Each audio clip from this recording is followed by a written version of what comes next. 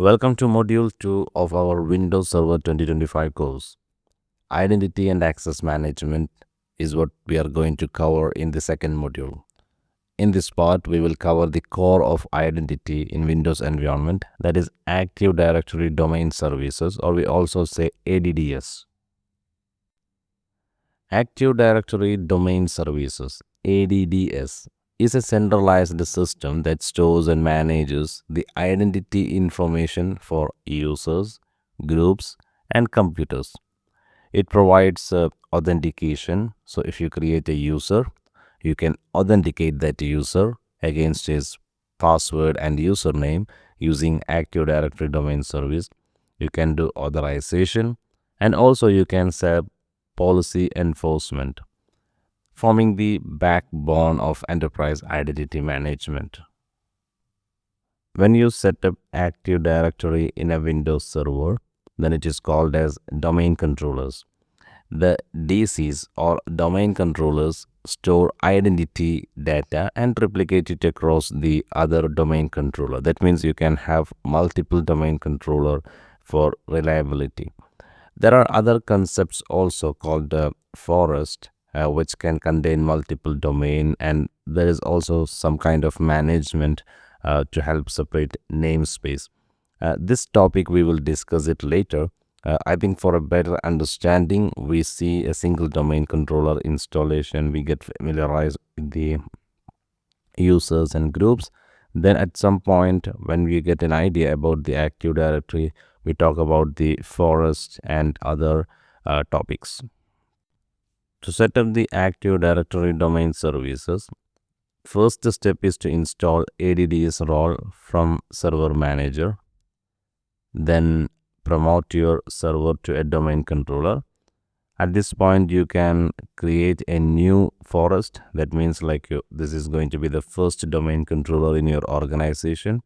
Or while installing an Active Directory domain controller, if it is going to be a part of an existing domain setup, you are doing it for a high availability, then you can join the domain controller to an existing one. Let's move to the demo. Let's install Active Directory domain services first. Let's begin by logging into server, the same server that we previously installed. Then open Server Manager. So Server Manager is the central hub for managing server roles. Click Manage option, the right top. You have to wait until the Server Manager completely loads. Otherwise, it prompts you with a pop-up that you have to wait until the Server Manager completely load. Once it is ready, go to the right top, click on the Manage, Add Roles and Features. That launches the installation wizard. Then select the feature, that is Active Directory Domain Service role. When prompted to the add features, just continue through the wizard. There is nothing to add from the add features. Then click on the installation option.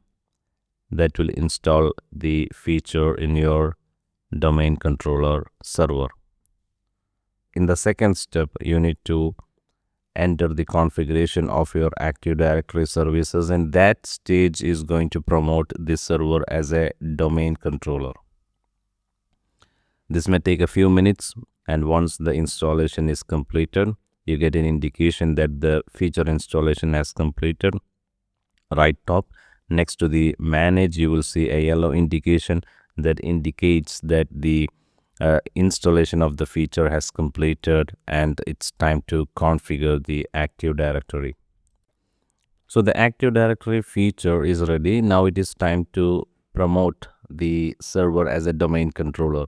And before you promote the server as a domain controller, make sure you set up a static IP address. Then you have to choose a domain name for your domain controller. For example, it can be like itproguide.com or abc.info. Something close to your email domain or close to your business name is the common practice to keep as the domain name. When you have to set up a directory service restore mode password, then you can configure the Active Directory. So these are the steps that comes in the configuration of Active Directory once the feature is installed. Now we will begin the configuration. So here you have to choose a meaningful name, typically one that reflects your organization or business, like a IT Pro Guide. And this is the first domain controller, so that I'm gonna choose add a new for us. But if it is going to be the second domain controller, then of course you will choose the first option. Click next. So choose the domain functional level. You can leave this at the default unless you have a specific requirement. Then enter a directory service restore mode password. This is needed for the recovery operation of Active Directory.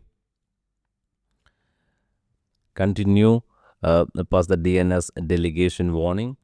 Then on the NetBIOS domain screen, the name will be automatically generated. You can accept the default.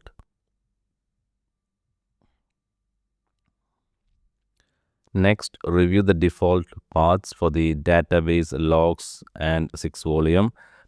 No changes are needed at this point. Then you can, if you want, you can view the script, the PowerShell script. This will help you to automate the process using PowerShell if you want to install and configure the Active Directory. Now it's run the prerequisites check. If everything is successful, the next step is to click on the install button, and that will configure the server as Active Directory domain controller.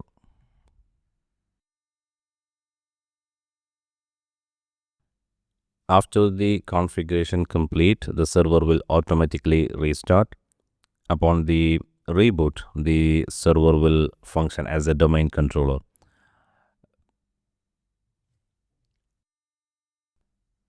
You will notice the login screen when you try to log in. Now include the NetBIOS name followed by the administrator username. So this is how the domain controller login, or any computer joined to the domain have this login option, NetBIOS name / a domain user.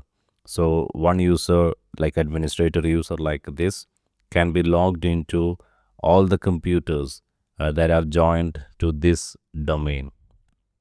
That is how it works. So once logged in, reopen the server manager. Once it load completely, you will see new roles listed in the left side, including Active Directory, domain services, and DNS. DNS is not installed by ourselves. It comes with the Active Directory because they work very closely together. DNS is very important for Active Directory.